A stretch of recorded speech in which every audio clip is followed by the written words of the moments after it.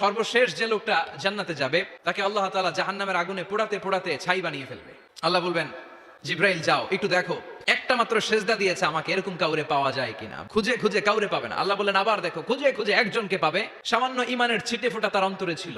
আল্লাহ বলবেন যেহেতু ছিটে ফোঁটা আছে, অনেক মায়ের খাইছে, ওকে বের করে জাহান্নাম থেকে বের করে একটা নির্ধারিত দূরত্বে রেখে দাও, রেখে দেওয়া হবে। কিন্তু জাহান্নামের আগুনের লেলিহান শিখাতে তার গা ঝলসে যাবে। সে আল্লাহর ডেকে বলবে, মাবুদ তোমার কাছে আমি কিছু চাই না, জাহান্নাম থেকে তুমি আমাকে বের করেছো, জীবন নদীর পানি তুমি আমার গায়ের মধ্যে ঢেলে দিয়েছো, আমি আবার সজীবতা ফিরে পেয়েছি, আমি তোমার কাছে জান্নাত চাই না, শুধু নিরাপদ একটা দূরত্বে আমাকে রেখে আসো যাতে জাহান্নামের আগুন আমারে কষ্ট দিতে না পারে।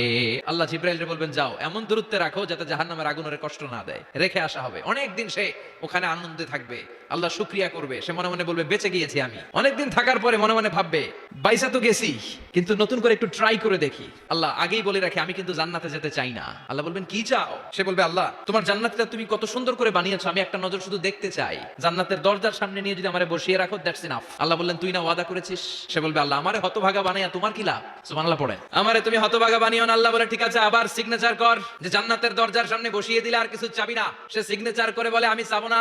আল্লাহ বললেন জিব্রাইল বেচারারে ধরে জান্নাতের গেটের সামনে বসায় দে, এবার জান্নাতের গেটের সামনে বসে বসে জান্নাতের সৌন্দর্য দেখা শুরু করবে। সুবহানাল্লাহ। ওই হতভাগা লোকটা বলবে আল্লাহ এত সুন্দর জান্নাত তুমি বানালা, চোখ দিয়ে সৌন্দর্য দেখি, কান দিয়ে আওয়াজগুলো শুনি, হুর আর গেলমান হেঁটে বেড়ায়, এত সুন্দর জান্নাত চোখ দিয়ে দেখি ঢুকতে পারি না, আমারে কষ্ট দিয়ে তোমার কি লাভ?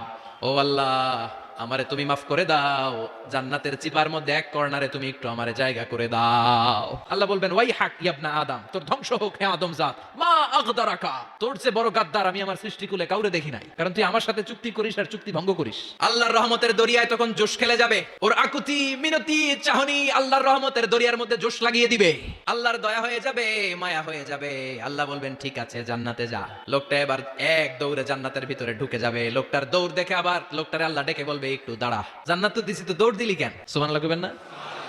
লোকটি বলবে আল্লাহ প্ল্যান তো আমি কম করি নাই, এত চেষ্টার ফলে আমি আসতে পারছি, আবার যদি তুমি বাইর করে দাও, এই জন্য এক দৌড়ে এমন চিপার মধ্যে লুকামো যাতে তুমি আমার না দেখো। আবার আল্লাহর রহমতের দরিয়ায় জোশ খেলে যাবে। আল্লাহ কাছে ডাকবে, কাছে আয়, ও গোলাম তোর কি মনে চায় আমারে বল, আজকে তুই চাইতে থাক, আমি দিতে দিতে তোর মনের সব আশা পূরণ করে দেব।